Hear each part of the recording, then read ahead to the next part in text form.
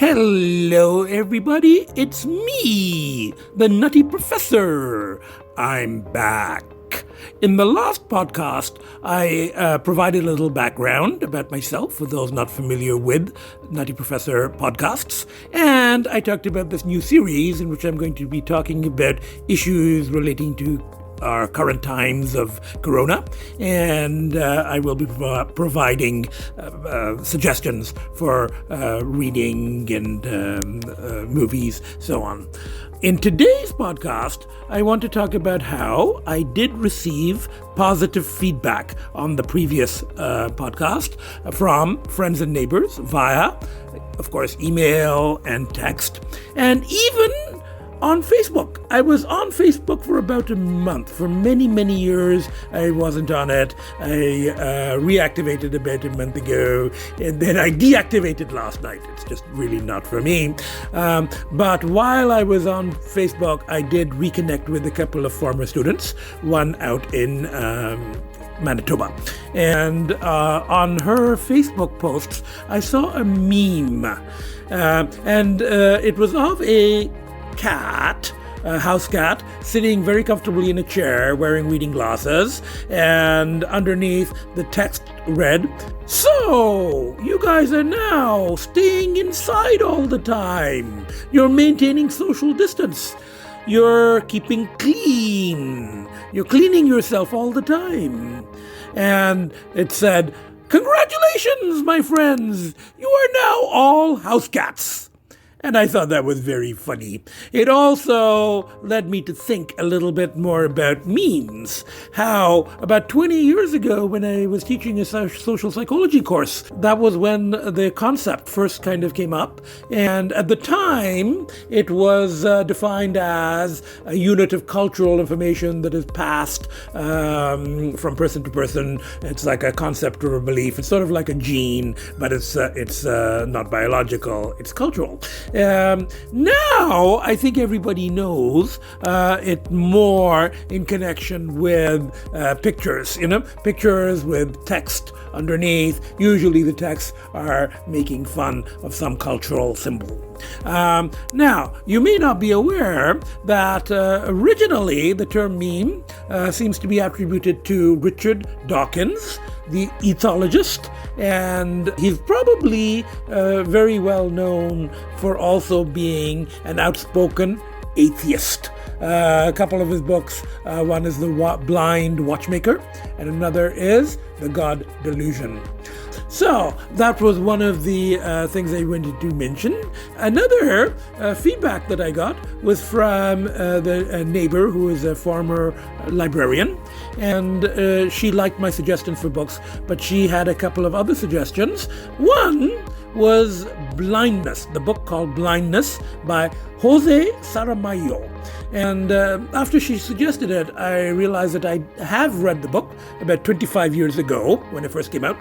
And it is about an epidemic. It's in the book, the epidemic is blindness, and everybody goes blind except one person. But she has to hide the fact she can see, otherwise she'd be in danger. And it's a good book, but what I remember of it, I do remember it being very bleak and very depressing, and these people, they end up in quarantine, in an asylum, and there's really bad shit going on there. In the end, the epidemic does clear. So I will make that suggestion. Personally, I do prefer the suggestion I made about Albert Camus and the book called The Plague.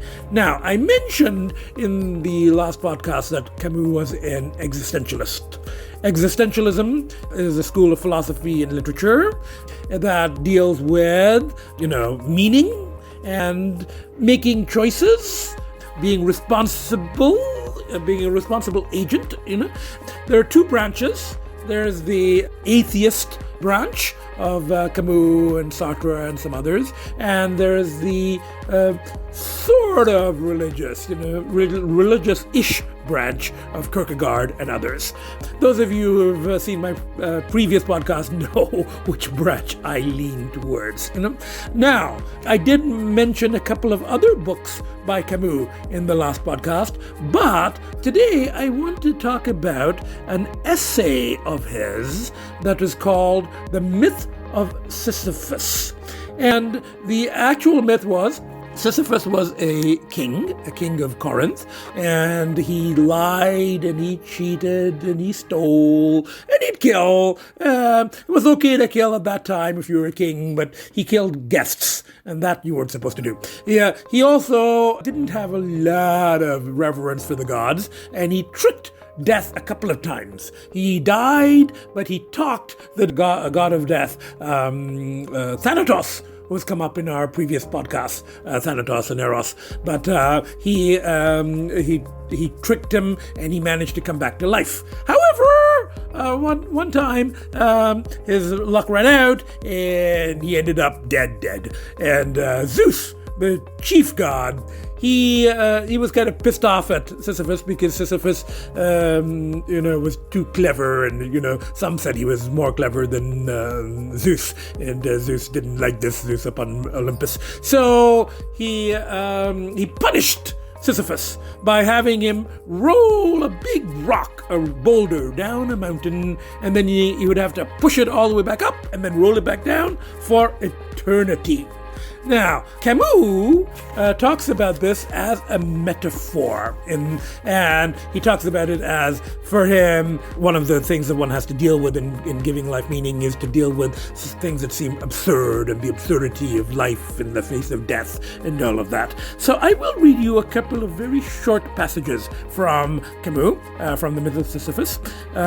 He says, "You have already grasped that Sisyphus is the absurd hero. He is as much through his passions as through his torture. His scorn of the gods, his hatred of death, his passion for life won him that unspeakable penalty in which the whole being is exerted towards accomplishing nothing. That is the price that must be paid for the passions of this earth." And a little bit later he says, "There is no sun without shadow. It is essential to know the night." Now, that line is also used by Carl Jung. There is no sun that does not leave a shadow, and it has come up in our previous podcasts in connection with shadow. So we will come back to, I would like to do an entire podcast on existentialism and Camus and Sartre and some of the others, so we will come back to that. Now, I want to return to the present day and some little observations. I did mention in the last podcast that I was about to take my cat, Agitha, for her annual vet visit and booster shots, following the new protocols, and it did go well. Got her in the case, took her to the vets, called the vet from the car.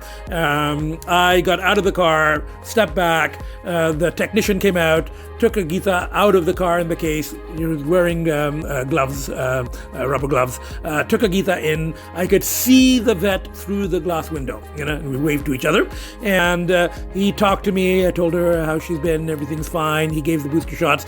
I think she might have behaved herself slightly better than usual because I wasn't there.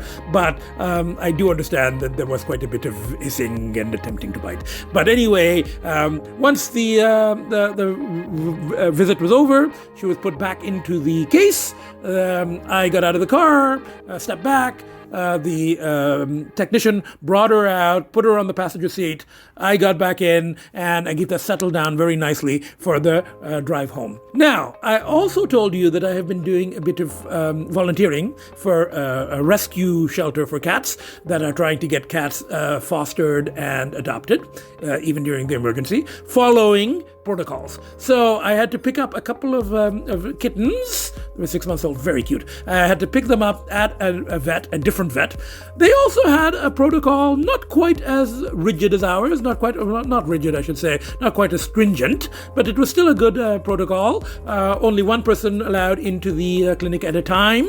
There was a screen up by the desk, and the volunteer I talked to, who handed over the cats at the case at a distance, I talked to this person 5-6 feet apart outside by the car, and when we said goodbye, she thanked me for volunteering, and the new kind of handshake, instead of handshake, I've noticed that people now, they put their hands together, in the Indian thing of namaste, or it's kind of the prayer thing of the Christians. She put her hands together like that to thank me, and I didn't quite do it back. It's a little too religious for me, but I just kind of waved at her and said goodbye. So and then I drove the cats to a foster home downtown. The foster parent met me by the car, took the cats. She was so excited to see the kittens. Now, I have heard that quite a few people are fostering during this emergency. It helps the cats or dogs, and it also helps the people because they're not alone. And apparently it's a very big thing now in New York City. Now, there's one last thing I want to do, and that is, in previous podcasts, I mentioned that one of the terms I wanted to add to my patap, rather than stay strong, was, because stay strong is I felt a little judgmental, I came up with a term from Cantonese, because my producer is Cantonese, and the term is ga yao, and it means add oil. So it's like get energy, so rather than say stay strong, I will say to you, add oil, and I also say, as always, stay safe. See you at the next podcast. Bye from the Nutty Professor.